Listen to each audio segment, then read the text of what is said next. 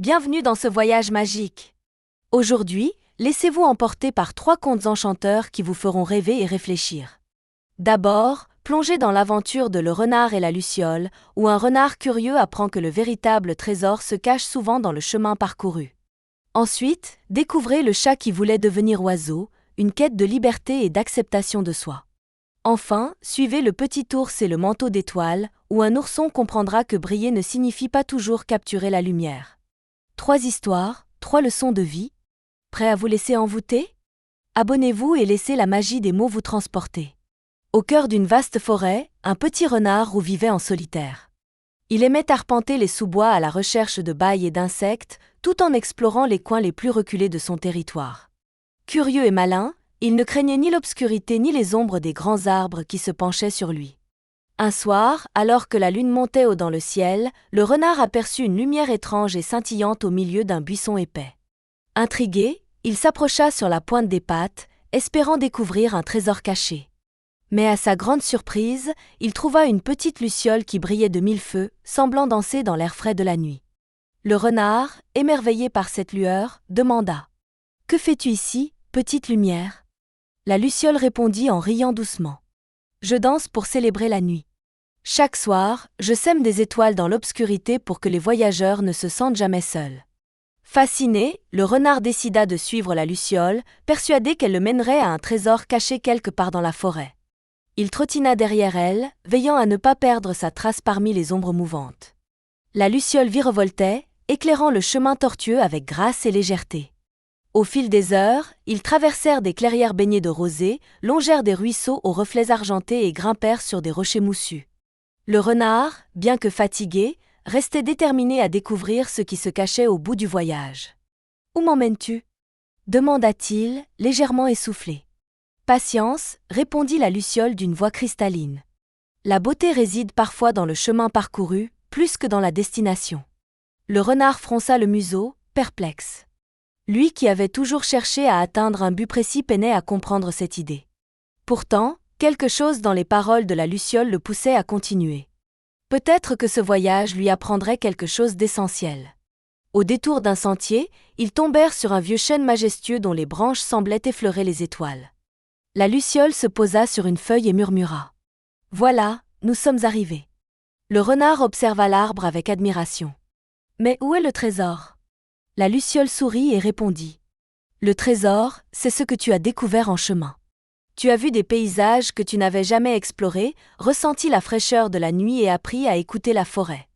Tout cela n'aurait jamais été possible sans ce voyage. » Le renard resta silencieux, réalisant soudainement la valeur de l'expérience plutôt que celle de la destination. La luciole, voyant son expression adoucie, reprit son envol en chuchotant : « Ne cherche pas toujours un trésor au bout de chaque route.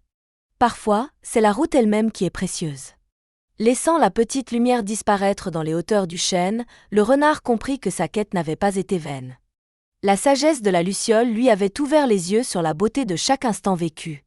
Cette nuit-là, le renard regagna son terrier avec le cœur apaisé et l'esprit empli de nouvelles perspectives.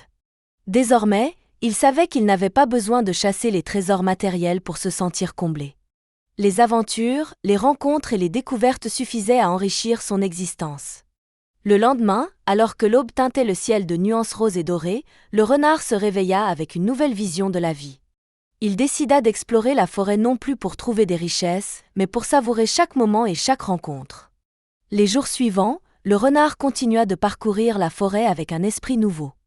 À chaque pas, il prenait le temps d'observer les détails qui lui avaient échappé auparavant. La mousse qui recouvrait les pierres formait des motifs en spirale, les brins d'herbe dansaient sous la caresse du vent, et les fleurs sauvages s'ouvraient timidement aux premiers rayons du soleil. Un matin, alors qu'il traversait un sentier boisé, il entendit un bruissement dans les buissons. Aux aguets, il tendit l'oreille et aperçut une vieille tortue qui avançait lentement, traînant sa carapace sur le sol sec. Curieux, il s'approcha et demanda : « Où vas-tu, vieil ami ?» La tortue, levant la tête avec effort, répondit : « Je vais au grand étang, là où les nénuphars fleurissent. C'est un long chemin, mais je prends le temps de m'arrêter et de profiter du calme. » Le renard, touché par la sérénité de la tortue, s'assit à ses côtés pour écouter son histoire. Elle lui raconta les nombreux voyages qu'elle avait entrepris dans sa jeunesse, traversant forêts et clairières, observant la nature avec une patience infinie. « Je n'ai jamais compris pourquoi les jeunes animaux sont toujours si pressés, » murmura la tortue en souriant. Il court vers une destination sans se soucier du chemin parcouru. Pourtant, c'est dans la lenteur que l'on trouve la paix. Ces paroles résonnèrent dans l'esprit du renard. La luciole lui avait déjà enseigné l'importance du voyage, et voilà que la tortue lui apprenait la valeur de la patience. Il se demanda alors combien d'autres secrets la forêt pouvait encore lui offrir. Lors de ses promenades nocturnes, il se mit à rechercher la lueur de la luciole. Chaque fois qu'il apercevait une lumière dans l'obscurité, son cœur se remplissait d'espoir, mais ce n'était souvent qu'un reflet de lune ou un papillon de nuit. Une nuit, alors que le vent soufflait fort et que les feuilles volaient dans un tourbillon de poussière, le renard aperçut enfin la petite luciole au bord du ruisseau. Elle flottait doucement au-dessus de l'eau, son éclat se reflétant dans les vaguelettes. « Te revoilà » murmura le renard avec un sourire. La luciole tourna sur elle-même en émettant une lumière plus vive. « La forêt t'a-t-elle appris d'autres leçons » demanda-t-elle malicieusement. Le renard hocha la tête. « Oui » répondit-il avec gravité. « J'ai appris que la patience peut être une force et que le voyage est plus précieux que la destination. Mais il me manque encore quelque chose que je n'arrive pas à nommer. » La luciole s'approcha de son museau et chuchota. « Peut-être que ce que tu cherches n'est pas un savoir, mais un sentiment. La forêt est vivante, elle parle à ceux qui savent l'écouter. » Le renard resta silencieux, pensif. Son esprit s'ouvrit peu à peu à cette idée nouvelle. La forêt n'était pas seulement un lieu à explorer, mais un être vibrant, avec ses murmures et ses secrets. Il décida de passer plus de temps à écouter le bruissement des feuilles, le chant des oiseaux et le murmure du ruisseau. Quelques jours plus tard, alors qu'il se reposait sous un chêne, une biche aux yeux doux vint à sa rencontre. Elle s'arrêta prudemment à distance, observant le renard d'un regard curieux. « Tu sembles différent des autres renards » dit-elle d'une voix douce. Le renard leva la tête, intrigué. « Pourquoi dis-tu cela » La biche hésita un instant avant de répondre. Les autres chassent sans réfléchir, courent sans regarder autour d'eux. Mais toi, tu sembles en harmonie avec la forêt. Comme si tu l'écoutais vraiment. Ces mots touchèrent profondément le renard, qui comprit alors ce que la luciole voulait dire. En écoutant la forêt, il s'était imprégné de sa sagesse et avait appris à vivre en paix avec lui-même et avec les autres. Lorsque la nuit tomba, il leva les yeux vers le ciel étoilé et remercia silencieusement la luciole pour sa précieuse leçon.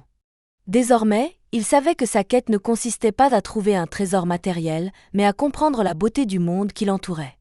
Les jours passèrent, et le renard sentit peu à peu la quiétude s'installer en lui. Les paroles de la luciole et de la tortue résonnaient encore dans son esprit, et il prenait désormais le temps de savourer chaque instant passé dans la forêt. Un soir, alors que le crépuscule teintait le ciel d'orange et de pourpre, le renard croisa un jeune écureuil qui s'agitait frénétiquement autour d'un tas de noisettes éparpillées. « Que fais-tu » demanda le renard, intrigué par tant d'agitation. « J'ai perdu mes provisions » s'écria l'écureuil en bondissant de branche en branche. « Si je ne les retrouve pas toutes, je n'aurai rien à manger cet hiver. » Le renard observa un instant la scène chaotique avant de proposer son aide. Ensemble, ils fouillèrent les alentours, retournant les feuilles et inspectant les racines des arbres. L'écureuil semblait désespéré, ses petits cris nerveux résonnaient dans le sous-bois. Finalement, après de longues recherches, le renard dénicha un amas de noisettes enfouies sous une pierre plate. L'écureuil, fou de joie, les rassembla rapidement dans ses petites pattes. « Merci » s'exclama-t-il, les yeux brillants de reconnaissance. « Je pensais que tout était perdu. » Le renard sourit doucement. Parfois, il suffit de prendre un instant pour respirer et réfléchir avant d'agir, dit-il calmement. La précipitation ne fait que semer le désordre. L'écureuil hocha la tête, touché par la sagesse de son nouvel ami. Après l'avoir remercié chaleureusement, il repartit en trottinant le long des branches, plus serein qu'auparavant.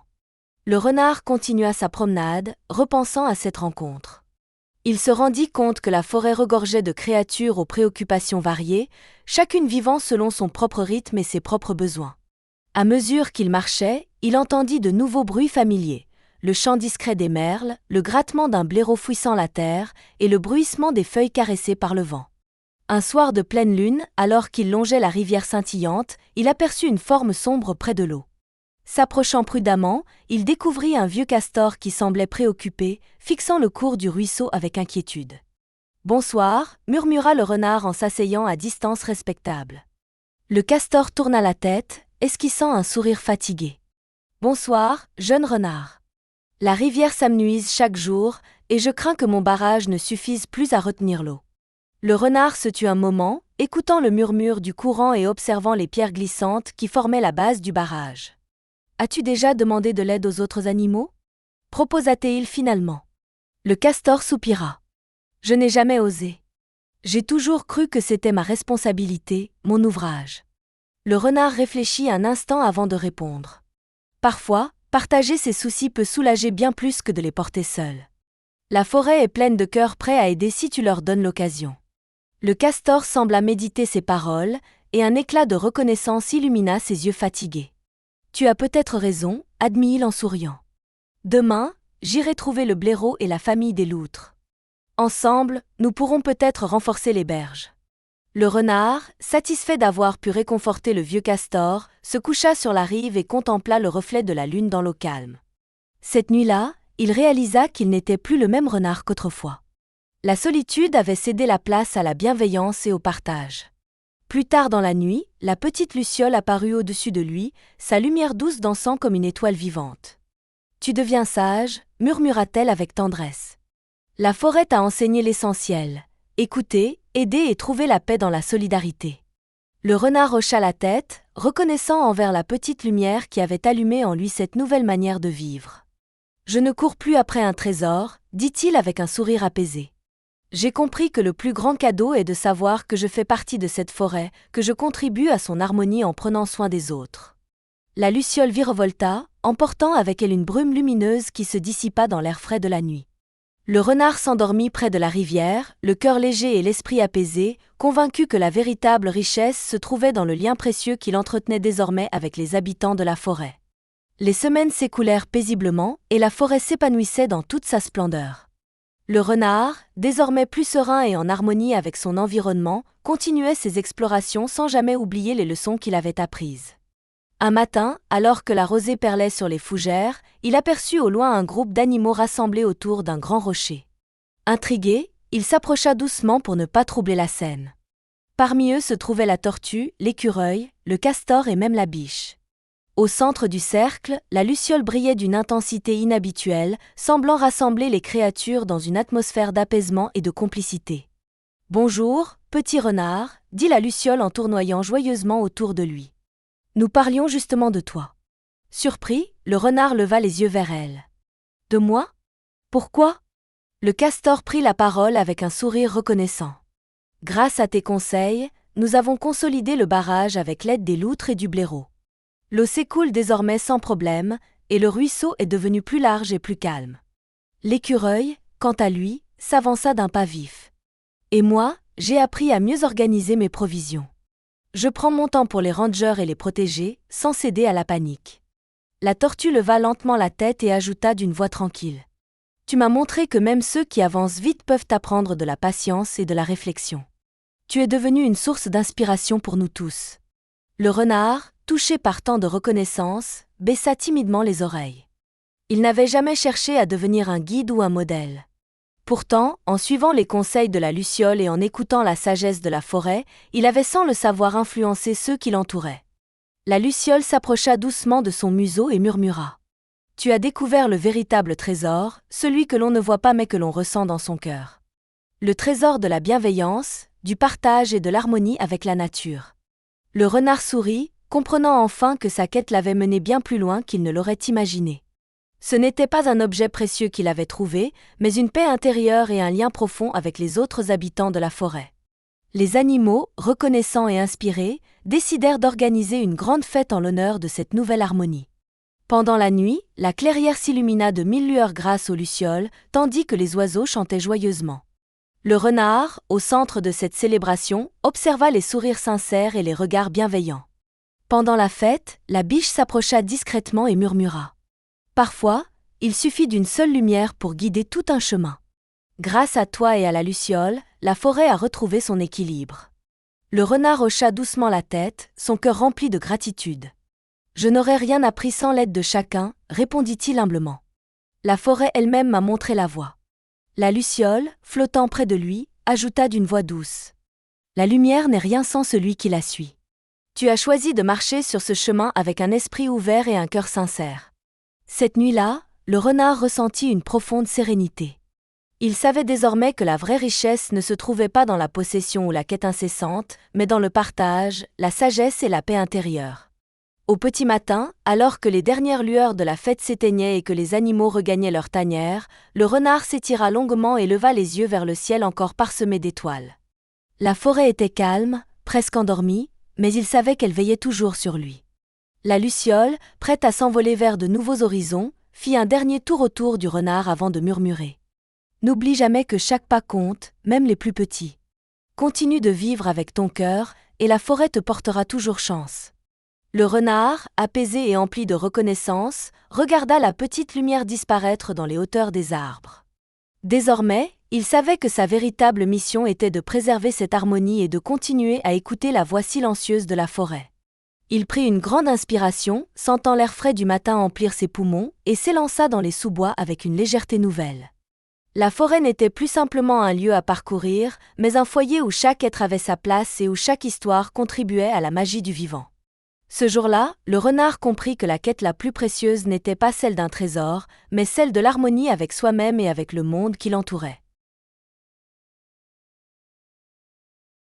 Dans un petit village niché au creux des montagnes, vivait un jeune chat nommé Mistral. Son pelage était aussi noir que la nuit, et ses yeux dorés brillaient comme des étoiles. Curieux de nature, Mistral passait ses journées à explorer les toits et à observer le monde depuis les hauteurs. Un matin, alors qu'il somnolait sur une branche basse, un bruissement d'aile attira son attention. Il leva la tête et vit un groupe de moineaux virevolter dans le ciel, leurs plumes légères caressant le vent. Fasciné, Mistral sentit une pointe de jalousie l'envahir. Pourquoi lui, qui aimait tant grimper et explorer, n'avait-il pas d'ailes pour s'élever au-dessus des toits? Poussé par cette envie soudaine de voler, il décida de demander conseil à la vieille colombe qui nichait au sommet du clocher. Elle était connue pour sa sagesse et sa tranquillité d'esprit. Mistral grimpa agilement le long de la façade en pierre, jusqu'à atteindre la plateforme où la colombe se reposait. « Madame Colombe, dit-il en inclinant la tête avec respect, pourquoi les oiseaux peuvent-ils voler alors que les chats, eux, doivent se contenter de marcher ?» La colombe, ouvrant ses ailes avec grâce, répondit d'une voix douce. « Voler n'est pas seulement une question d'ailes, jeune Mistral. C'est un art qui exige équilibre et légèreté. Mais surtout, c'est une manière de voir le monde d'en haut, avec humilité et liberté. » Mistral fronça les sourcils, peu convaincu. « Je veux voler, insista-t-il. Je veux ressentir cette liberté dont vous parlez. » La colombe sourit légèrement. « Très bien, dit-elle. Si tel est ton désir, commence par observer les oiseaux. Chaque espèce a sa manière de voler. Tu pourrais peut-être apprendre quelque chose en les observant. » Le chat hocha la tête, déterminé à comprendre le secret des ailes. Pendant les jours qui suivirent, il passa de longues heures à étudier les oiseaux depuis les toits, prenant note de leurs mouvements, de leurs battements d'ailes et de leur trajectoire. Il remarqua que les hirondelles fondaient en piqué avec une précision incroyable, tandis que les corbeaux planaient majestueusement, portés par les courants d'air. Un soir, alors que le soleil se couchait, Mistral tenta sa première expérience de vol. Il grimpa sur la branche la plus haute du grand chêne du village, prit une grande inspiration et sauta dans le vide, les pattes tendues. Le résultat fut immédiat. Il s'écrasa lourdement dans un tas de feuilles sèches, le souffle coupé et les moustaches s'ébouriffaient. La colombe, qui avait tout observé depuis le clocher, descendit en voletant doucement. « Le vol ne s'apprend pas en sautant aveuglément, dit-elle avec bienveillance. Voler demande de comprendre le vent, d'accepter que l'on soit porté par quelque chose de plus grand que soi. » Mistral se releva, penaud mais toujours déterminé. « Je ne veux pas renoncer, murmura-t-il. Je trouverai un moyen de voler, quoi qu'il en coûte. » Touchée par sa volonté, la colombe réfléchit un instant avant de proposer. Parfois, le rêve de voler ne signifie pas forcément quitter le sol. Peut-être que ce que tu cherches est ailleurs que dans les airs. Mais Mistral n'écoutait pas vraiment. Sa tête était pleine de plans pour créer des ailes avec des plumes trouvées ou même de grimper plus haut encore. Son obsession pour le vol devenait chaque jour plus forte, et il refusait d'admettre que certaines choses étaient tout simplement impossibles. La nuit venue, il s'installa sur le toit le plus élevé du village, les yeux fixés sur les étoiles. Peut-être que la lune elle-même connaissait le secret des oiseaux. Les jours passèrent et Mistral continuait de s'entêter. Il fabriqua des ailes de fortune en attachant des plumes aux branches avec des lianes souples. Une fois les ailes bien fixées à ses pattes avant, il grimpa sur le sommet du moulin à vent, prêt à s'élancer dans les airs. Au pied du moulin, les animaux du village s'étaient rassemblés, curieux de voir ce que le jeune chat préparait cette fois-ci. La vieille colombe, quant à elle, observait de loin, un sourire tendre au coin du bec. « Tu es sûr de toi, Mistral » lança un corbeau en croassant. « Absolument » répondit le tchat avec assurance. « Cette fois, je suis prêt à voler. » Inspirant profondément, il bondit dans le vide, battant frénétiquement des pattes pour tenter de contrôler sa chute. Mais les ailes bricolées n'offraient aucune portance, après quelques secondes d'incertitude, il s'écrasa dans un tas de paille en contrebas. Les rires des animaux résonnèrent dans la clairière, tandis que Mistral se redressait avec difficulté, couvert de brins de paille et les plumes éparpillées autour de lui. « Ce n'est pas si facile que ça en a l'air », grommela-t-il, la mine boudeuse. La colombe descendit doucement à ses côtés, posant une aile réconfortante sur son épaule. « Pourquoi tiens-tu tant à voler » demanda-t-elle calmement. « Parce que voler, c'est être libre », répondit Mistral avec passion. Les oiseaux vont où ils veulent, ils survolent le monde sans contrainte. Je veux ressentir cette liberté, moi aussi. La colombe soupira légèrement. La liberté ne se mesure pas seulement à la hauteur où l'on vole, Mistral. C'est aussi accepter ce que l'on était en tirer le meilleur parti. Le chat détourna le regard, trop fier pour admettre que sa quête l'épuisait. Pourtant, au fond de lui, il savait que la colombe avait raison. Mais son désir de voler le rongeait, et il ne pouvait pas simplement abandonner. Alors qu'il se promenait le long du ruisseau, encore troublé par ses échecs répétés, il aperçut un martin-pêcheur qui plongeait avec agilité pour attraper un poisson. Fasciné, il s'approcha de l'oiseau lorsque celui-ci se posa sur une branche basse pour déguster sa prise.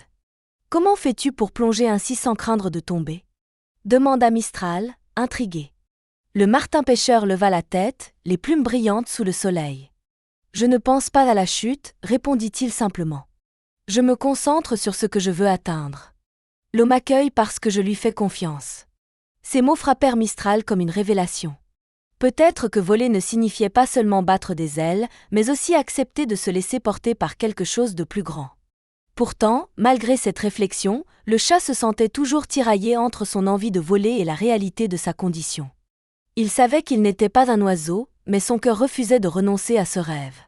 Le lendemain, alors qu'il se prélassait au sommet du clocher, les yeux mi-clos, il sentit un courant d'air frais passer sur son museau. Il ouvrit les yeux et observa les oiseaux tourbillonner dans le ciel, formant des cercles gracieux. La vieille colombe vint se poser à ses côtés, silencieuse. « Tu sais, murmura-t-elle, la liberté est une sensation, pas un lieu. Si tu veux vraiment voler, il te faut apprendre à libérer ton esprit avant de libérer ton corps. » Mistral resta songeur, scrutant l'horizon avec une nouvelle compréhension. Peut-être que son obsession du vol n'était qu'un moyen d'exprimer son besoin d'évasion, de dépasser ses limites. Il devait apprendre à accepter sa nature tout en découvrant d'autres manières d'explorer le monde. Après cette discussion avec la colombe, Mistral prit du recul et décida de repenser son approche. Plutôt que de se lancer à corps perdu dans des tentatives risquées, il prit le temps de réfléchir à ce que signifiait réellement la liberté pour lui. Un matin, alors que l'aube teintait le ciel de nuances rosées, Mistral aperçut un groupe d'hirondelles perchées sur un fil tendu entre deux maisons. Elles piaillaient gaiement, discutant de leur prochain voyage vers le sud. Intrigué, le chat s'approcha en silence pour écouter. « Pourquoi partez-vous toujours si loin » demanda-t-il d'une voix curieuse. L'une des hirondelles, un peu méfiante, lui répondit en inclinant la tête. « C'est dans notre nature de migrer. Nous suivons les saisons pour trouver des lieux où la nourriture est abondante et où le froid ne nous atteint pas. » Mistral pencha la tête, réfléchissant. « Cela signifie-t-il que la liberté pour vous est de voyager » L'hirondelle hocha la tête avec un petit sourire. « La liberté, c'est d'aller là où notre cœur nous appelle, même si le voyage est long et difficile. » Ces mots résonnèrent en Mistral comme une évidence. Peut-être que sa propre liberté ne résidait pas forcément dans le vol, mais dans l'exploration, dans le fait de suivre son cœur et ses envies. Il avait toujours aimé parcourir les toits, grimper aux arbres, découvrir de nouveaux coins de la forêt. Et si, au lieu de vouloir voler comme un oiseau, il apprenait à être libre en tant que chat ? Pour tester cette nouvelle approche, il se lança dans une exploration minutieuse des recoins les plus cachés du village. Il grimpa sur les toits de chaume, sauta d'une branche à l'autre avec agilité et découvrit des passages secrets que même les oiseaux ne connaissaient pas. Plus il se déplaçait, plus il se sentait libre, comme si chaque bond était une envolée vers l'inconnu. Un soir, alors que la brume enveloppait le village, Mistral trouva un nid abandonné au creux d'un arbre. Curieux, il s'y installa et observa les alentours depuis cette position en hauteur. Pour la première fois, il ne ressentit plus ce pincement de jalousie en voyant les oiseaux planer dans le ciel. La colombe, fidèle à elle-même, vint se poser non loin de lui. « Tu as l'air apaisé », remarqua-t-elle avec douceur. Mistral hocha la tête. « Je crois que j'ai enfin compris », dit-il calmement. « Je n'ai pas besoin de voler pour être libre. J'ai juste besoin de suivre mon instinct, de découvrir le monde avec mes pattes et mes griffes, à ma manière. » La colombe eut un sourire fier. « C'est une belle réalisation, Mistral. La liberté ne dépend pas d'ailes ou de plumes, mais de l'esprit avec lequel on vit chaque instant. » Le chat laissa échapper un ronronnement de satisfaction. Il réalisa que sa quête de voler avait en réalité caché un besoin plus profond, celui de se sentir maître de sa propre vie, capable d'explorer sans contrainte. Il passa encore quelques jours à vagabonder, à grimper plus haut que jamais et à observer les paysages depuis les sommets des toits. Chaque matin, il accueillait le jour avec un regard neuf, prêt à découvrir de nouveaux horizons, non pas en volant, mais en se déplaçant avec l'agilité et la grâce d'un chat qui connaît chaque recoin de son territoire. Un soir, alors que la lune éclairait doucement les ruelles pavées, il retrouva l'hirondelle sur le même fil où ils avaient discuté. « Tu sembles plus serein », remarqua l'oiseau. « Je le suis », répondit Mistral en souriant. « J'ai compris que la liberté est avant tout dans l'esprit. Je n'ai pas besoin de voler pour ressentir ce que vous ressentez. » L'hirondelle hocha la tête avec sagesse. « Tant que tu suis ton cœur et que tu laisses ton esprit s'évader, tu connaîtras toujours la vraie liberté. » Le lendemain matin, Mistral se réveilla avec une énergie nouvelle. Les mots de l'hirondelle résonnaient encore dans son esprit, et il se sentait plus léger que jamais. Désormais, il savait que la véritable liberté n'était pas de voler comme un oiseau, mais de vivre chaque jour avec curiosité et audace. Pour célébrer cette découverte, il décida d'entreprendre une grande exploration du village et de ses alentours. Il traversa les ruelles pavées en bondissant sur les tonneaux, se faufila entre les étals du marché et escalada le vieux mur de pierre qui entourait le jardin des herbes médicinales. Les senteurs de menthe et de lavande embaumaient l'air, et Mistral ferma les yeux un instant pour savourer ce moment de pure tranquillité. À mesure qu'il grimpait de toit en toit, il prit conscience que sa quête de liberté ne l'avait pas mené en hauteur, mais plus profondément en lui-même.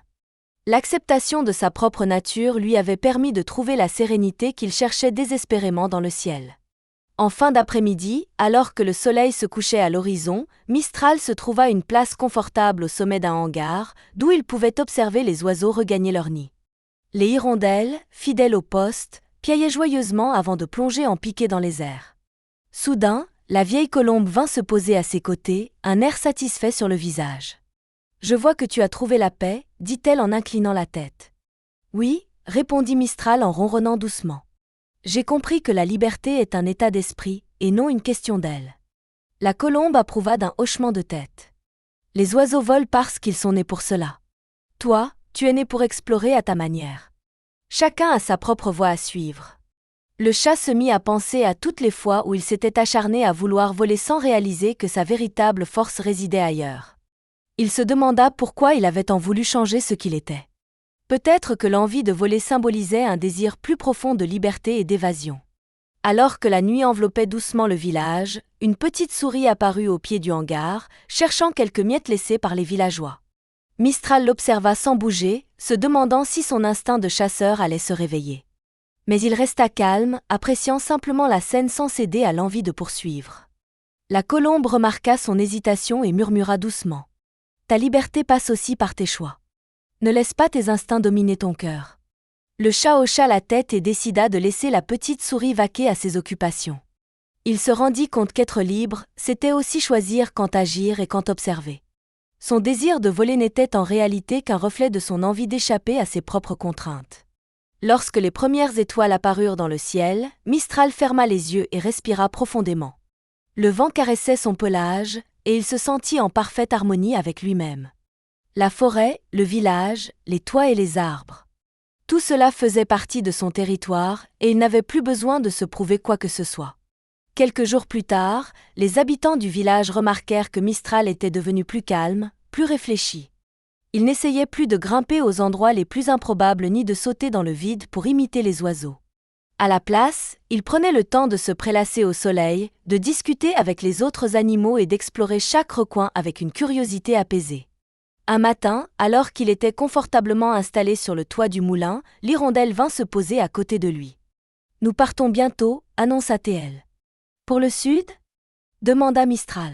« Oui. L'hiver approche.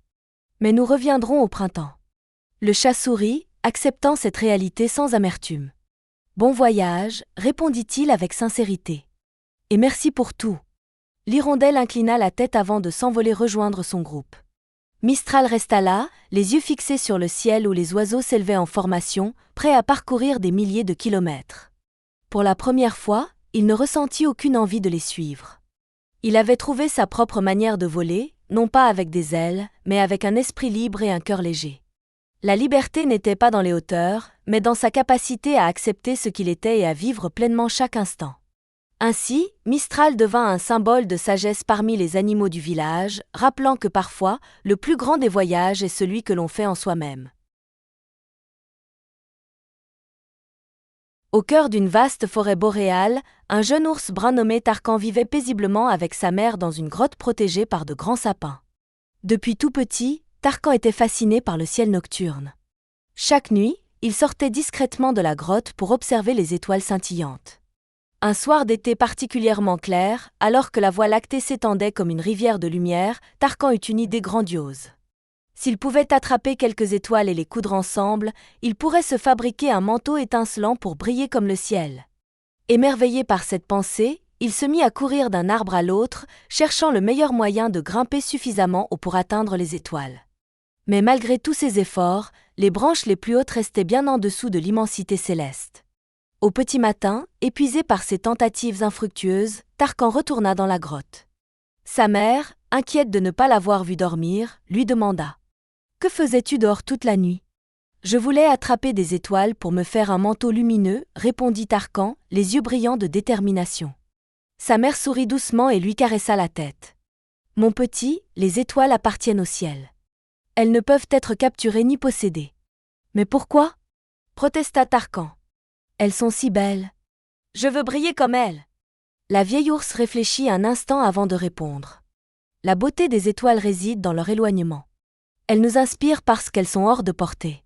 Si tu les prenais, elles ne seraient plus les mêmes. » Mais Tarkan n'était pas convaincu.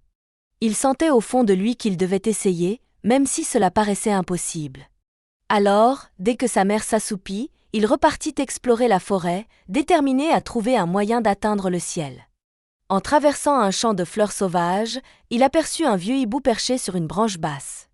L'oiseau sage, remarquant l'air préoccupé du jeune ours, lui demanda : « Que cherches-tu avec tant d'ardeur ? » « Je veux un manteau d'étoiles, répondit Tarkan. Mais elles sont si loin que je ne sais pas comment les attraper. Le hibou hocha la tête d'un air pensif.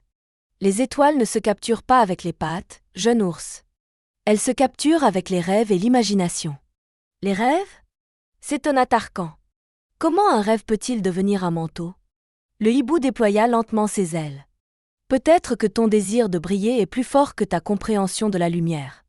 Parfois, ce n'est pas en possédant les choses que l'on devient lumineux, mais en trouvant ce qui fait briller notre cœur.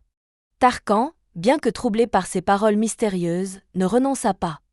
Il se mit à explorer des endroits encore plus hauts, grimpant sur les rochers escarpés et escaladant les collines les plus élevées de la forêt. Mais à chaque fois qu'il atteignait un sommet, les étoiles semblaient encore plus lointaines, comme si elles fuyaient son approche. Fatigué et déçu, il s'allongea sur une grande pierre plate, les yeux rivés au ciel. La frustration envahissait son esprit. Pourquoi les étoiles étaient-elles si inaccessibles alors qu'elles brillaient si fort pour attirer son regard ? À cet instant, un renard au pelage roux vint se glisser près de lui, silencieux comme une ombre. « Pourquoi sembles-tu si abattu, jeune ours ?»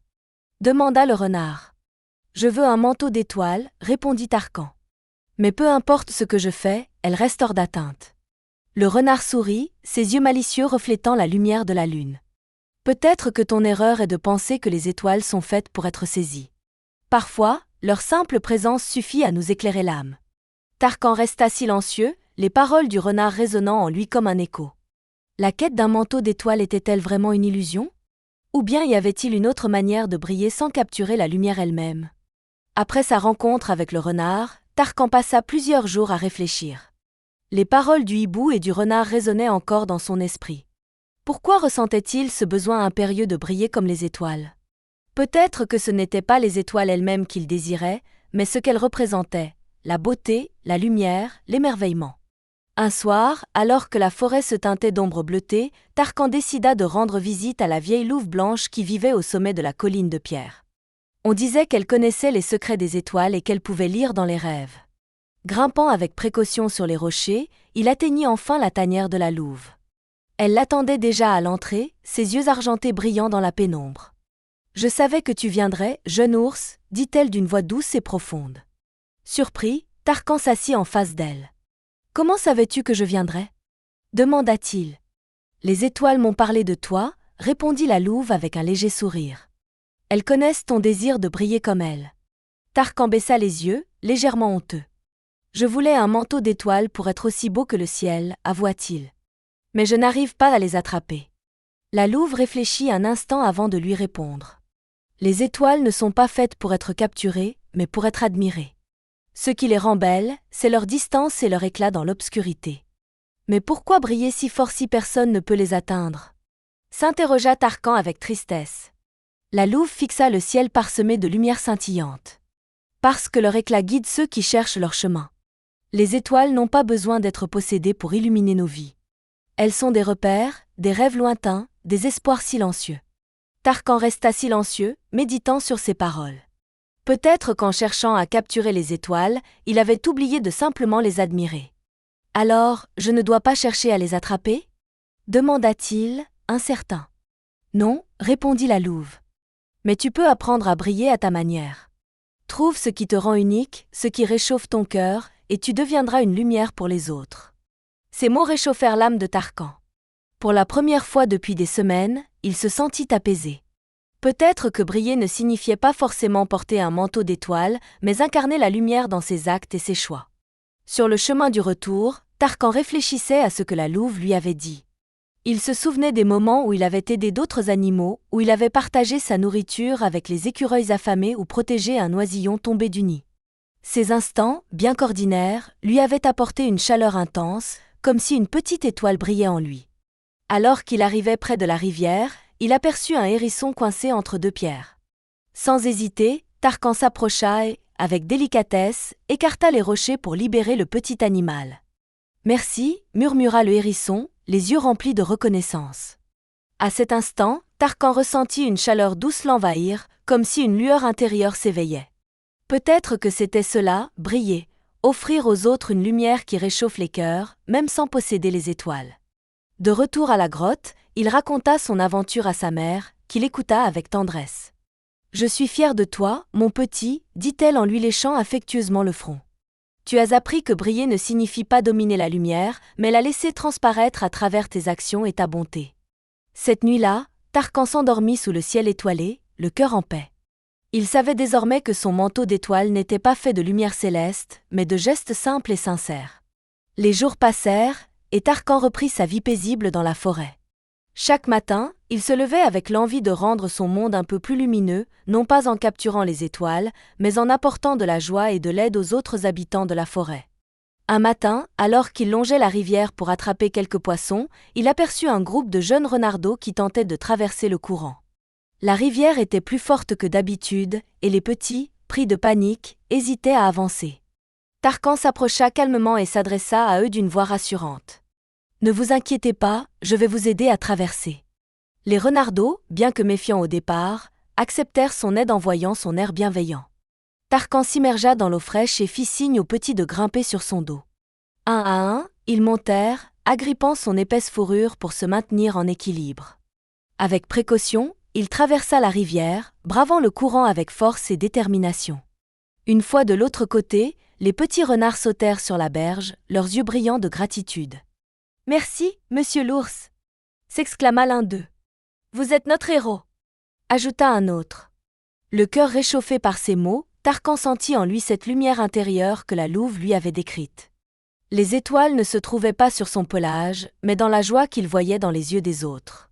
Peu après, alors qu'il regagnait la grotte pour se reposer, Tarkan croisa de nouveau le vieux hibou, perché sur une branche basse. Je vois que tu as compris, jeune ours, dit le hibou d'une voix sage. Compris quoi? Demanda Tarkan en s'arrêtant. Le hibou étendit ses ailes et poursuivit. La lumière que tu cherches ne se trouve pas dans le ciel, mais dans ton cœur. En aidant les autres, tu fais briller ton propre esprit. Ces paroles firent écho aux leçons apprises auprès de la louve et du renard. Tarkan comprit enfin que son désir de porter un manteau d'étoiles n'était pas vain, mais qu'il avait simplement mal interprété ce que signifiait briller. Pour célébrer cette révélation, il décida d'organiser une grande fête en forêt, où tous les animaux seraient conviés. La nouvelle se répandit rapidement, et chacun apporta quelque chose pour l'occasion. Les écureuils cueillirent des baies sucrées, les castors construisirent des tables en bois flotté, et les oiseaux chantèrent des mélodies harmonieuses. Le soir venu, la clairière s'illumina des lueurs de 1000 lucioles, comme si les étoiles elles-mêmes étaient descendues pour célébrer. Tarkan accueillit les invités avec un large sourire, fier de voir la forêt rassemblée autour d'un même esprit de partage. Au milieu de la fête, la vieille louve s'approcha de lui. « Tu as réussi à briller » lui dit-elle en posant une patte amicale sur son épaule. « Regarde autour de toi, Tarkan. Cette lumière, c'est toi qui l'as inspirée. » Ému par ces mots, l'ours leva les yeux vers le ciel où les étoiles dansaient comme pour saluer son accomplissement. À cet instant, il réalisa que son rêve de porter un manteau d'étoiles était devenu réalité, mais d'une manière différente de ce qu'il avait imaginé.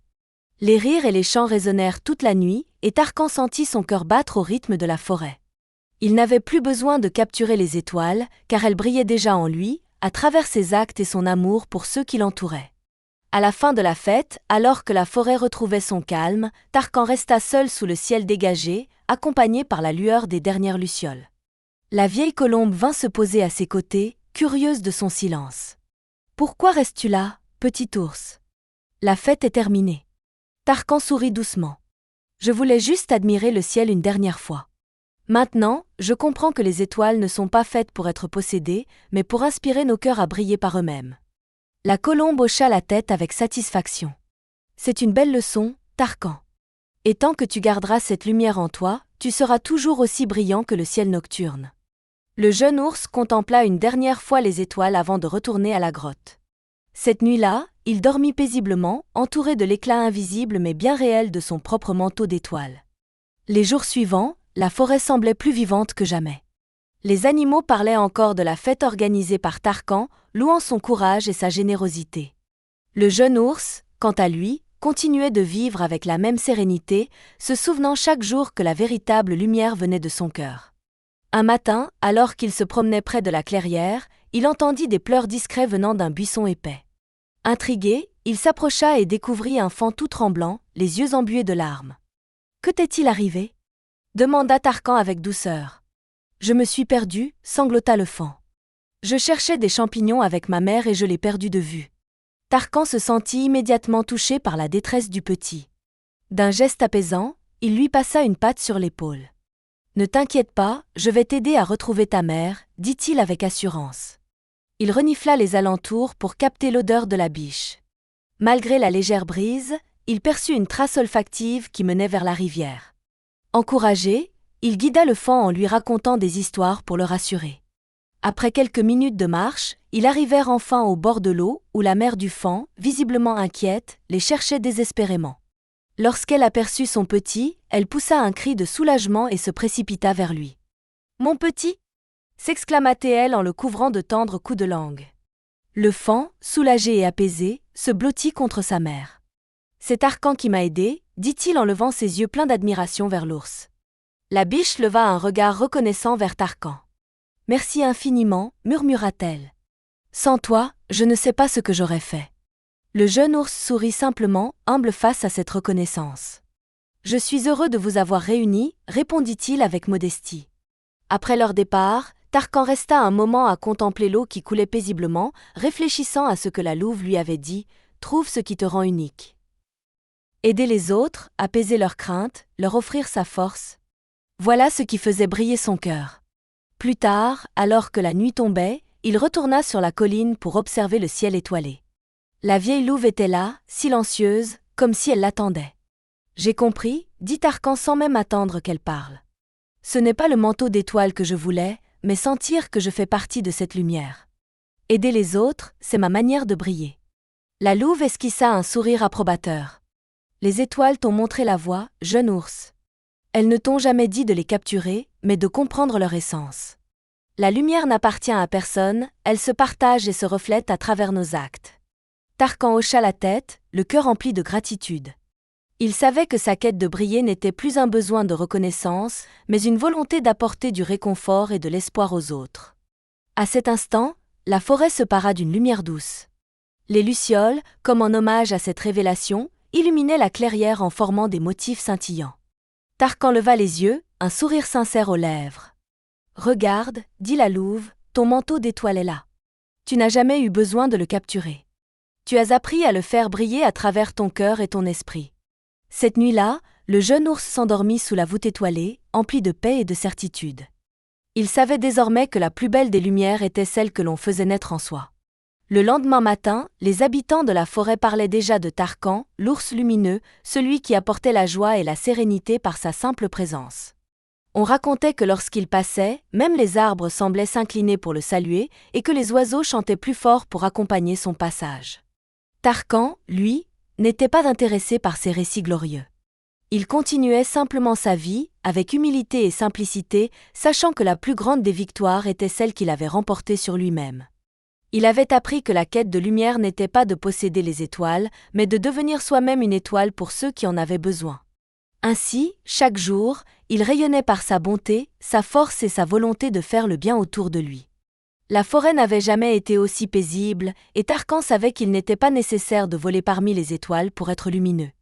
La vraie lumière était celle que l'on portait en soi, et qui réchauffait les cœurs de ceux qui croisaient son chemin.